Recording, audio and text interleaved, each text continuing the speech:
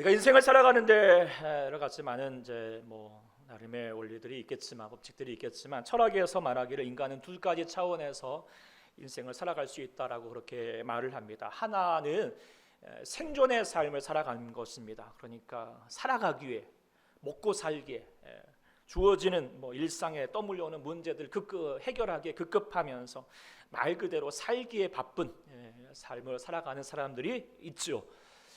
그에 더불어서 또한 실존의 삶으로 살아가는 삶이 있다는 것입니다. 실존, 자신의 존재가 왜 존재하는가라고 하는 그 이유를 묻고 이유를 찾아서 살고자 하는 것입니다. 이렇게 살아가면 여러 가지 일상에 여러 가지 많은 소론과 역경이 있다 할지라도 그래도 다시 자신이 붙드는 이유를 붙들고 살아가게 된다라고 하는 것입니다. 여러분들은 어떤 삶을 살고 계십니까? 태어난 김에 사십니까? 마지못해 사십니까? 아니면 살아야 이유를 붙들고 살아가십니까? 잘 아시겠지만 어떤 인생을 살아야 될까요? 실존의 삶을 살아야겠죠. 무엇보다도 우리는 예수 믿는 사람으로서 그렇게 살아가야 되죠. 우리가 그냥 어쩔 수 없이 태어난 존재가 아니라 이유 있게 태어난 존재인 줄 믿습니다. 그것을 발견하는 것이 예수 믿는 은혜이죠. 그리고 그 이유를 붙들고 살아가는 것, 그것을 무엇이라고 말합니까? 바로 사명이라고 그렇게 우리가 말할 수 있습니다. 사명으로 살아가는 것이죠. 예수 믿게 되면 정말 우리 안에서 이 삶이 얼마나 귀한지, 그리고 이 삶이 얼마나 우리 가운데 가치 있게 살아갈 이유가 우리에게 분명히 주어졌는지 깨닫게 되죠. 그리고 그 이유로 살아가게 되는 것, 그것이 참 귀한 인생이고, 그렇게 또 살아갈 수 있는 것이 또 하나님의 통해서 주셨던 하나님 복된 인생이 되는 줄 믿습니다. 지난 주간에도 우리가 영육간에 우리가 건강합시다라고 그렇게 얘기를 드렸어요. 그런데 왜 건강해야 됩니까? 우리가 잘 먹고 잘 살기 위해서 건강하자는 것이 아니죠. 무엇을 위해서? 우리의 사명을 위해서, 사명을 잘 감당하기 위해서. 여러분들 열심히 일하시지요? 직장 다니시죠? 왜 일하십니까? 먹고 살기 위해서? 물론 그것도 있겠지만 더 중요한 것은 무엇을 위해서? 사명을 위해서. 할렐루야. 그것이 예수 믿는 삶일 줄 믿습니다. 오늘 우리가 에스겔 말씀을 묵상하게 되는데요. 1절부터 3장까지 보면은 하나님께서 에스겔을 부르셨고요. 오늘 본문에서부터는 왜 하나님이 부르셨는가, 부르심의 그 근본적인 본질은 무엇인가라고 하는 것을 이렇게 말려주시는 말씀인데, 오늘 본문을 통하여서도 우리가 받은 우리가 받은 사명이 무엇인가, 또 그 사명을 어떻게 감당할 수 있을 것인가 우리가 묵상할 수 있는 귀한 말씀이 됩니다. 에스겔은 원래 제사장입니다. 제사장 가문에서 태어난 사람인데, 그런데 그가 처한 나라의 상황이 정말 어려웠습니다. 참혹했습니다. 그의 조국인 유다가 605년에 바벨론에게 침공을 받아가지고 그냥 포로들을 끌고 갔던 곳이에요. 근데 거기로 끝나지 않고 8년 뒤엔 주전 597년에 또다시 쳐들어와 가지고 두 번째 포로를 잡아갔는데, 그때 잡아갔던 사람 중에 한 명이 바로 에스겔이었습니다. 그의 나이가 26살, 젊은 나이였죠. 그가 제사장으로서 지금 복무하고자 하였는데, 그렇게 준비하고자 했는데 포로로 끌려가가지고 성전도 없지요, 같이 예배할 사람들도 없지요, 만국의 백성은 나라도 잃었지요. 그런 슬픔과 한숨 가운데 있게 되니까 더 이상 삶의 의미와 존재 이유가 너무나도 이렇게 희미해져 가고 있을 때 아니겠습니까? 이곳에서 내가 무엇을 할 수 있을까? 내 삶은 이제 끝이 아닐까라는 생각을 가질 수밖에 없을 것입니다. 낙담과 상실 가운데 있었을 거예요. 그런데요, 그렇게 아무것도 할 수 없다고 느꼈을 그때 하나님께서 부르셨던 거예요. 주전 593년, 그러니까 에스겔의 포로로 끌려온 지 5년째 됐대.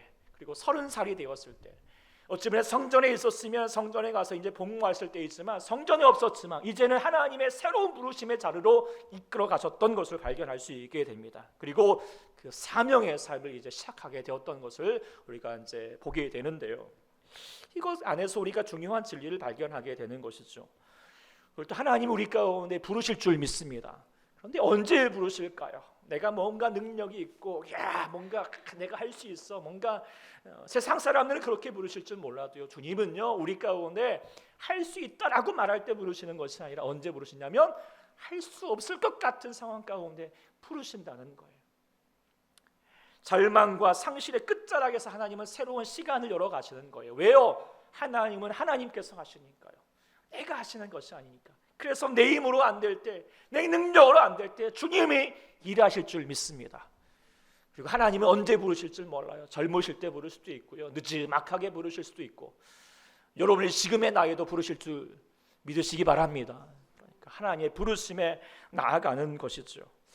에스겔도 그렇게 부르심에 나아갔습니다. 선지자로서 하나님 말씀을 전하는 자로서 나아가게 되었습니다. 그렇게 되니까요, 이제 그 절망 가운데 내가 아무것도 할 수 없어 라고 그렇게 실망감 자리 잡혔던 이 에스겔이요, 그렇게 실망감으로 살지 않았습니다. 힘을 내었습니다.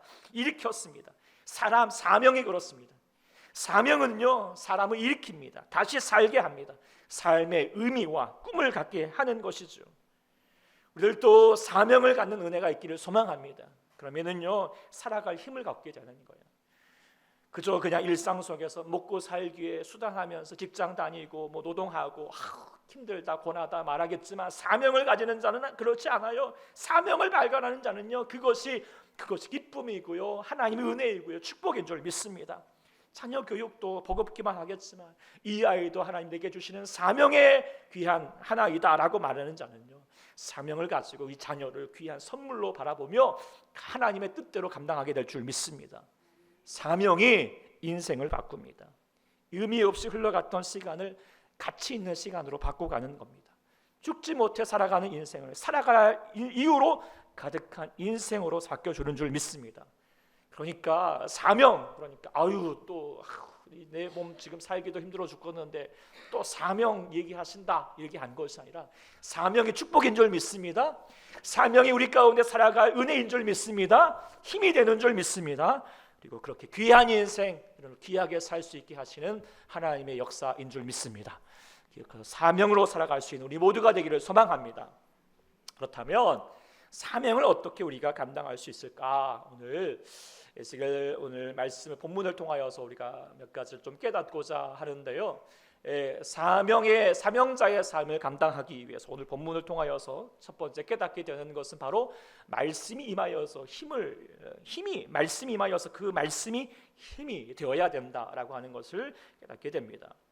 오늘 본문에 보면은 하나님께서 에스겔 선지자를 부르셨지요. 그 절망의 순간에 하나님께서 할 수 없다라고 말하는 중에 너 할 수 있다, 나의 선지자로 부르신다라고 하는 말씀이 어떻게 임하셨을까요? 오늘 본문 16절에도 나와 있지만 여호와의 말씀으로 임하셨죠. 첫 번째 부를 때도 마찬가지였어.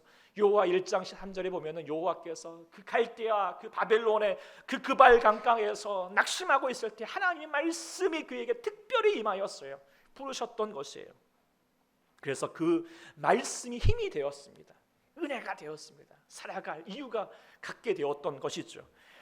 그 말씀이 힘이 되는 것이에요. 말씀으로 부르시는 거예요. 그런데 우리는 또 질문할 수 있죠. 그래요, 하나님께서는 에스겔을 통하여서 에스겔을 부르시고 특별하게 부르시고 말씀해 주셨지요. 그런데요, 저에게 말씀하지 않은 것 같아요. 이런 생각들 가질 때가 있을 것 같습니다. 저도 그런 고민이 많았거든요. 어릴 적에도 저도 이제 하나님께 은혜 받고 나서 내가 하나님의 뜻을 위해 살죠. 하나님, 내가 어떻게 살면 좋을까요? 하나님의 음성을 듣고 싶었어요. 그래가지고 하나님이 기도하면 제가 이제 작심하고 며칠을 이렇게 작정하고 매일같이 기도하고, 그래도 안 되니까 제가 금식기도 가가지고 그 젊은 10대가 아니 10대죠. 10대 때 막 기도원 가가지고 금식하면서 매달리면서 골짜기에 가가지고 막 바위를 붙들고 나무를 붙들고 기도했거든요. 기도하면은요, 승이라라고 나타나셔서 말씀해 주실 줄 알았어요. 그런데 말씀 하나도 안 하시더라고요. 제가 얼마나 실망했는지. 그리고 신학교를 갔죠. 그래도 불구하고 여전히 말씀하지 않으시는 것 같아요. 제가 많이 혼돈 가운데, 많은 방황 가운데 있었습니다. 그런데요, 나중에 깨닫게 되었어요. 하나님의 부르심은 내 고막에 들리게 하는 것이 아니라 하나님의 말씀, 하나님의 음성은 내 가슴에 들리는 것이다 라고 하는 것을 깨닫게 되는 것 같아요. 소리로 들리는 것이 아니라 말씀으로 새겨지게 하는 것이죠. 이게 하나님의 음성이다라고 하는 것을 분명히 듣게 하시는, 확신을 분명히 얻게 하시는 하나님의 울림이 우리 안에 있게 된다는 것이죠. 그런데요, 어떻게 말씀이 우리 안에 하나님의 음성으로 듣게 될까요? 여러분들도 우리가 하나님 말씀을 늘 대면하시잖아요. 말씀의 홍수의 시대에 살고 있잖아요. 우리가 늘 항상 주일뿐만 아니라 여러분들 맘만 먹으면 얼마나 좋은 설교도 많이 들을 수 있는 좋은 시대입니까? 그런데요, 말씀이 얼마나 넘치지만 말씀의 음성으로 듣는 자도 없고 사명으로 살아가는 사람이 또 다 그렇게 살지 못한다는 것이죠. 왜 그럴까요? 그것은요, 말씀이 더할 때 내 안에 울리게 하는 파동을 하게 하는 도움이 필요하죠. 그 도움을 누가 주실까요? 바로 성령님께서 허락해 주십니다. 성령님께서 그 말씀이 내 안에 내 마음을, 내 삶을 움직이게 하는 힘으로 작동하게 하시는 분이 바로 성령님이신 거죠. 에스겔도 마찬가지였습니다. 당시 에스겔만 말씀을 읽었겠습니까? 말씀 알았겠습니까? 당시에 끌려왔던 수많은 사람들도 다 말씀에 대해서는 알고 있어요. 그러나 사명자로 살지 못했어요. 에스겔만 콧 집어가지고 너너만 선지자야 말했겠습니다. 그러지 않았어요. 다들 그렇게 하나님 말씀 앞에 섰겠지만 하나님 말씀으로, 하나님의 사명의 말씀으로 들리지 못했어요. 그러나 에스겔은 왜 그렇게 하나님 앞에 귀하게 응답할 수 있었을까요? 그것은요, 본문에 보고 있으면 그 앞에 보면은 말씀 앞에 온전히 성령 가운데서 임하셨기 때문입니다. 2장 2절에도 그가 말씀하실 때, 내게 말씀하실 때 그의 영이 내게 임하였다라고 말씀하고 있고, 3장 12절에도 말하기를 주의 영이 나를 끌어올리셨고, 14절에도 주의 영이 나를 끌어올리셔서 내 마음에 하나님의 마음을 갖게 하고, 그래서 근심하고 둔한한 마음을 갖게 주셔서 그 하나님의 권능으로 나를 감동시키셨다, 나를 변화시키셨다라고 말씀하셨던 것이죠. 말씀이 그저 문자적인 말씀이 아니라 내 안에 살아있는 말씀으로 있게 하시는 것, 나를 다시 움직이게 하는 힘이 되게 하시는 권능의 말씀이 되게 하는 것, 바로 성령님이시죠. 사랑하는 여러분들에게도 이 성령님이 여러분들 가운데 충만할 수 있기를 소망합니다. 그러면은요, 우리 가운데 사명이 보입니다. 하나님의 뜻이 보이는 거예요. 여러분 잘 아시는 오프라 윈프리가 이런 말을 했죠. 내가 더 가졌다면 그건 축복이 아니라 사명이다. 남보다 아파하는 것이 있다면 그것은 고통이 아니라 사명이다. 남보다 설레는 꿈이 있다면 그건 망상이 아니라 사명이다. 남보다 부담되는 것이 있다면 그게 뭐라고요? 사명이라고요. 사명이 없는 자는 없어요. 하나님께서 이 땅에 여러분들 가운데 이 땅에 보내실 때 그냥 너는 잘 먹고 잘 살다가 그냥 나한테 와라라고 부르시는군요. 분명히 우리 가운데 이 땅에 보내신 뜻이 있는 줄 믿습니다. 우리가 사명을 모르거나 외면하는 삶으로 되어가서는 안 된다는 거죠. 특별히 믿는 자라면, 우리가 믿는 자로 살면서도 내 사명이 뭔지 모르겠다라고 하는 것은 예수님 헛믿는 거예요. 잘못 믿는 거예요.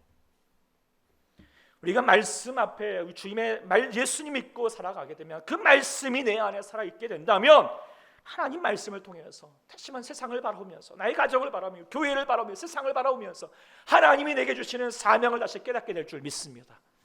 성령을 통하여서 사명을 붙드는 자, 그 사명이 여러분들 가운데 다시 한번 능력이 되심 주시는 하나님의 음성으로 들을 수 있는 여러분 될 수 있기를 축복합니다. 두 번째로 사명자의 삶을 감당하기 위해서는 말씀으로 현실을 파악할 수 있어야지 사명자의 삶을 감당할 수 있다는 것이죠. 그렇다면 우리의 사명이 무엇일까? 오늘 에스겔을 통해 하나님께서 부르실 때 그 사명이 무엇인가를 비유적으로 말씀해 주셨죠. 그 바로 이제 17절 말씀, 같이 17절 말씀, 오늘 요절 말씀이죠. 요절 안 외웠네요 오늘. 다음 주에는 더 외우도록 하고요. 요절 우리 같이 읽어보도록 하겠습니다. 시작. 인자야, 내가 너를 이스라엘 족속의 파수꾼으로 세웠으니. 아멘.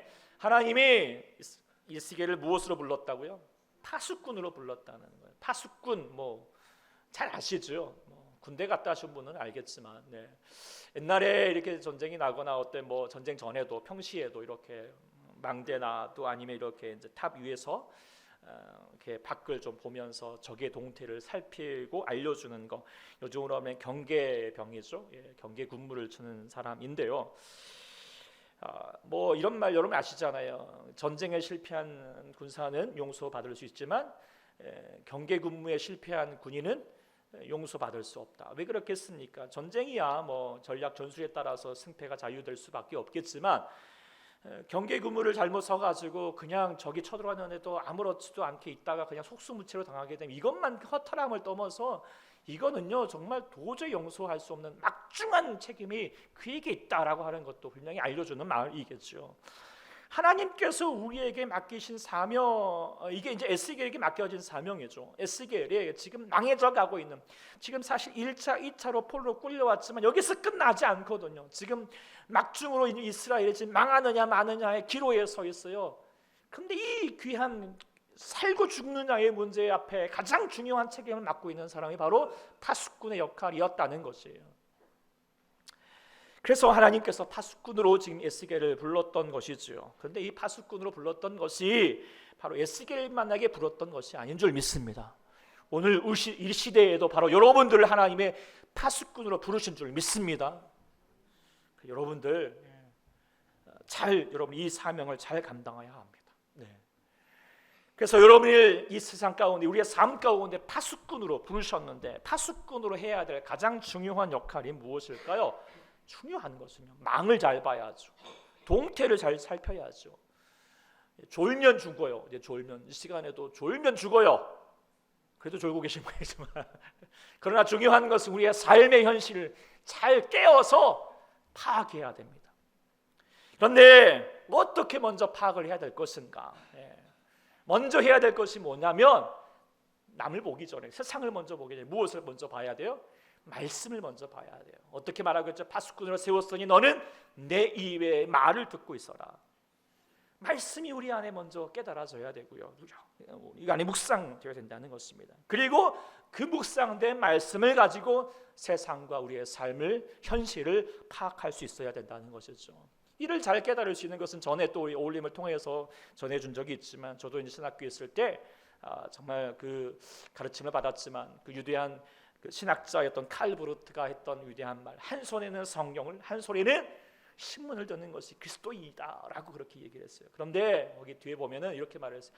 한 손에 성경을 들고 신문을 들지만 그러나 중요한 것은 성경으로부터 신문을 해석하라. 요즘은 신문을 안 보시지만 요즘은 뭐 신문 말고도 얼마나 많은 매체들이 많잖아요. 세상에 들리지는 소식들이 많잖아요. 세상이 얼마나 샥샥샥 바뀝니까? 그러나 우리가 잘 파악을 해야 됩니다. 뉴스도 보고 트렌드도 잘 보시고 사람들이 무엇을 좋아하는지, MZ세대는 왜 저렇게 행동하는지, 그냥 여러분 우리 때는 나 때는 이렇게 하지 마시고 저들의 모습들을 우리가 잘 파악을 해야 돼요. 그런데요, 그냥 중요한 것은 사람들의 시선으로만 봐서는 안 된다는 거예요. 어떤 시선으로? 말씀으로 봐야 됩니다. 말씀의 안경을 써서 세상을 바라볼 수 있어야 되고 해석할 수 있어야 된다는 것이죠. 문화적인 콘텐츠도 마찬가지예요. 예를 들어서 요즘 이제 그 킹 오브 킹스 아시죠? 정말 귀한 예수님에 관한 영화가 나와서 사람들에게 나눌 수 있고 여러분들 또 자녀들 데리고 가셔서 또 우리 청소년들도 같이 함께 나중에 우리 아동부 좀 보고자 하는 계획도 갖고 있지만 복음을 전할 수 있는 귀한 계획이 됐지만 그렇다고 해서 그냥 넉넉히 봐서는 안 됩니다. 그게 성경은 아니거든요. 성경과 일치하진 않아요. 그럼 뭐가 다른 건지 무엇에 각색되는지 알고 있어야죠. 또 전해줘야 됩니다. 우리가 세상을 바라보는 여러 가지 많은 이슈들도 있습니다. 요즘에 갑자기 물날 일이 났죠. 왜 그랬습니까? 기후, 온난화 여러 가지 있겠지만 이것이 단지 그냥 기후 온난화로만 우리가 끝나는 것이 아니라 이때 어떤 하나님의 뜻이 무엇인가, 어떤 징조가 있는 것인가, 왜 세상의 자국이 이쪽으로 빠져가고 있고 왜 전쟁의 소문들이 많이 늘어나고 있는가 라고 하는 것을 하나님의 말씀을 가지고 해석할 수 있는 자가 되어야 할 줄 믿습니다. 그렇게 세상의 동태를 바라볼 뿐만 아니라 또한 자기 자신도 바라볼 수 있어야 되거든요. 자기의 삶도 해석 상태도 살펴보아야 됩니다. 이번 주간에도 이제 제가 오랜만에 한 3, 4개월 만에 은퇴 목사님을 이렇게 뵀거든요. 오늘 뵀더니 살도 좀 빠지시고 건강해지셨더라고요. 이렇게 건강이 어떻게 된 일입니까? 그랬더니 이제 사모님이 암이셨어요. 그리고 이제 수술하시고 재활치료 하시면서 요양원에 가셨는데 같이 가신 거예요. 그런데 이제 같이 가시면서 이제 들어가면서 이제 진단을 받았는데 거기서 말하기를 이거 사모님 문제가 아니라 지금 목사님이 지금 이거 완전히 큰일 났다고 조금만 있으면 안 걸릴 뻔했다고 이렇게 하는 거예요. 그러고 나서 생각해봐서 그러면 거기서 같이 이제 요양을 하면서 그렇게 좋아하셨던 뭐 고기 이런 거 밀가루 다 끊고 뭐 식이요법 하면서 운동하면서 했더니 건강해지더라는 거예요. 그러면서 그분이 계속 말하시는 거예요. 내 몰랐다는 거예요. 이렇게 내 몸이 나쁜 줄 몰랐고요. 그런 뭐 하여튼 이런 고기 같은 거 내가 좋아했던 그렇게 나쁜 것인지 몰랐대요. 사람들이 그러기 쉽잖아요.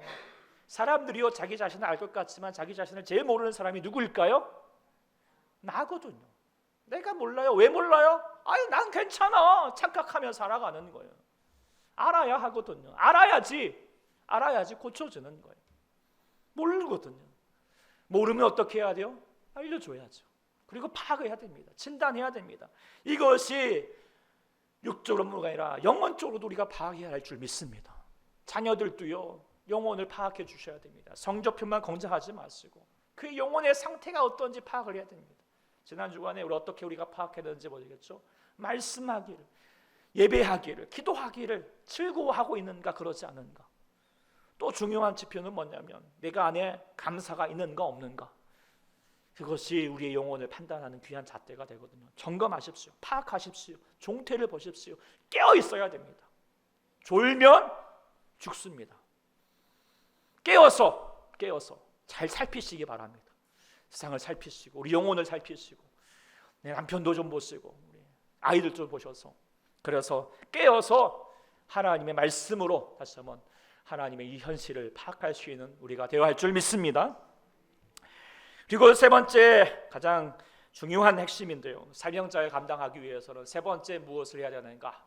같이 읽어보실까요? 시작! 말씀을 전하는 책임을 다하라. 아멘. 이것이 중요하죠.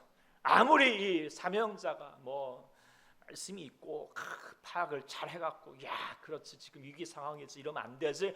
그런데도 그냥 자기만 알고 끝나면 어떻게 돼요? 이거는요 파수꾼으로서요 완전히 그냥 완전히 낙제가 될 수밖에 없겠죠. 가장 중요한 것은 뭐예요? 전해야 합니다. 오늘 본문에 분명히 말했습니다. 너는 파수꾼으로 세웠으니까 나를 대신하여서 그들을 깨우치라고 그렇게 말씀하고 있습니다. 전하라는 것입니다. 그리고 여기서 끝나지 않았어요. 그 뒤부터 18절부터 아주 엄중한 말씀을 하고 계시죠. 엄중한 말씀이 무엇입니까? 악인이 죄를 짓고 하나님 없이 살고 있습니다. 저렇게 살다가는 분명히 죽습니다. 근데 네가 그것을 깨우쳐야 되는데 깨우치지 않아가지고 걔가 죽었어. 그러면 마땅히 걔도 뭐 죄값으로 죽은 거지만 그걸로 끝나지 않겠다는 거예요. 하나님 말씀하십니다. 그의 핏값을 누구에게 찾겠다? 전하지 않은 네 파수꾼 너에게 찾을 것이다. 근데 깨우쳤어요. 근데 여전히 안 돌이쳤어요. 그래가지고 걔가 심판받아 죽었지만 전했던 여러분들은 어때요? 사명을 감당했으니까 그 생명을 보존하리라 라고 이렇게 말씀하셨죠. 의인도 마찬가지예요. 예수 믿고 잘 살고 있다고 잘 산 게 아니에요. 언젠가 또 무너질 줄 몰라요. 늘 파악해야 돼요. 그렇죠? 위기가 있는지 지금 영적으로 병들어가고 있는 것은 이제 파악해야 됩니다. 그래가지고 파악을 해가지고 전해주고 깨우쳐서 다시 돌아오게 되면 감사할 일이지만 그러지 않으면 어떻게 해요? 정말 이게 중요한 게 아니라 뭐죠? 내가 전해가지고 그가 깨우쳤으면 감사하지만 변하지 않아가지고 그 영혼이 다시 멸망으로 나아가게 되면 그 뒷값을 또한 내게 찾을 것이다 라고 말씀하고 있는 거예요. 아주 무서운 말씀 아닙니까? 무서운 말씀. 그래서 우리는 전해야 될 책임이 있어요. 그런데요 우리가 결과의 책임 우리 가운데 없어요. 그가 들을 수 있으면 감사하지만 듣지 않을 수도 있다. 그리고 듣지 않은 경우가 더 많습니다. 그러니까 어차피 안 들을 텐데 지레짐작해가지고 저 사람은 전해봤자 소용없어. 안 전하면 어떻게 된다고요? 그 영혼을 당신을 통하여서 찾을 것이다 라고 그렇게 말하고 있습니다. 책임을 물을 것이다 라고 말씀하시는 거예요. 전하는 자가 되어야 할 줄 믿습니다. 전해야 합니다. 물론 쉽지가 않습니다. 에스겔도 마찬가지예요. 하나님 말씀을 전하지 듣지 않았어요. 그래서 그냥 말로만 전하지 않아요. 4장부터 보면은 상징적인 행위로 하나님의 뜻을 전하게 해요. 4장에 보면은 뭐 찰흙으로 이스라엘 예루살렘 성의 모양을 만들기도 하고, 한쪽 자기의 손 이렇게 끈으로 묶어가지고 1년 이상을 한쪽으로만 눕게 하고, 한쪽 다른 쪽으로 눕게 하고, 어쩔 때는 자기 머리카락 잘라가지고 막 바람에 날리게 하고, 뭐 또 아니면은 뭐 이렇게 막 떡을 굽는데 사람의 똥을 이렇게 재로 삼아가지고 그걸로 이렇게 굽게 하고, 이런 걸 통해서 뭘 얘기하는 거, 말로 안 들으니까 자기의 삶을 들어서 행위를 통하여서 전하게 하는 거예요. 네, 제발 몸부림치는 거거든요. 그게 사명자의 삶이라는 거예요. 물론 쉽지 않아요. 뭐 전하면서도 창피하지 않아요. 창피했을 것 같아요. 그래도 이 창피는 이게 한순간뿐이지만 저 영혼이 깨우치지 않으면 지옥 갈 수밖에 없는 인생은요, 저 영원한 신방 가운데 갈 수밖에 없다는 것을 알기 때문에 몸부림치는 거거든. 사명자의 자세여야 된다는 거예요. 그렇게 몸부림쳤던 수많은 파수꾼들을 통하여서 우리가 예수 믿게 된 줄 믿습니다. 그저 얻어진 게 아니거든요. 이번 주에도 어제도 이제 전하였지만, 제가 이제 인도네시아에서 같이 함께 동역하셨던 김정일 선교사님, 인도네시아 바탐에서 32년 사역을 감당하시고 이제 뭐 삶을 이렇게 기록하셨던 분이셨지만, 제가 그 책을 읽으면서도 야, 정말 뭐 제가 인도네시아에서만 뵀지만 그 전부터 복음을 위해서 그 아무도 없는 오지였던 당시에 그 지리산 꼴짜기 가셔서 교회를 세우시고 그 아이들을 섬기시고, 거기서 끝나지 않고 다시 해외로 나가셔서 그 오지에 정말 가난한 형편의 또 아이들, 뭐 젖먹이 아이들 데리고 가는 거예요. 근데 왜 그렇게 가시는가 보게 되면 그 서두에 나오거든요. 그가 상처받은 인생이었거든요. 아버지에게 막 그렇게 상처도 받고 가난한 형편이었지만 복음을 만났거든요. 복음이 자기를 살렸던 것을 알거든요. 그 귀함을 알거든요. 그래서요, 그것을 깨닫고 나갈 뿐만 아니라 더 나아가면서 선교사 훈련을 받으면서, 이야, 내가 이렇게 복음을 얻게 된 거 그냥 된 것이 아니지. 수많은 우리 선교사님들이 있었기 때문에 조선 땅에 그랬던 것이에요. 조선 땅에도 자신의 생명을 바치면서 이 오지에 정말 질병도 많고 여러 가지 갖춰진 것도 없고 쉽지 않은, 그래서 자녀도 잃고 아내도 잃고 자기의 생명도 바쳐가면서 우리를 살리시려고, 우리를 살리기 위해서 자기의 생명을 두렸던 그 선교사님을 통하여서, 그 파수꾼들을 통하여서 우리가 주님의 복음을 얻게 된 줄 믿습니다. 그런데 여러분은 어떻습니까?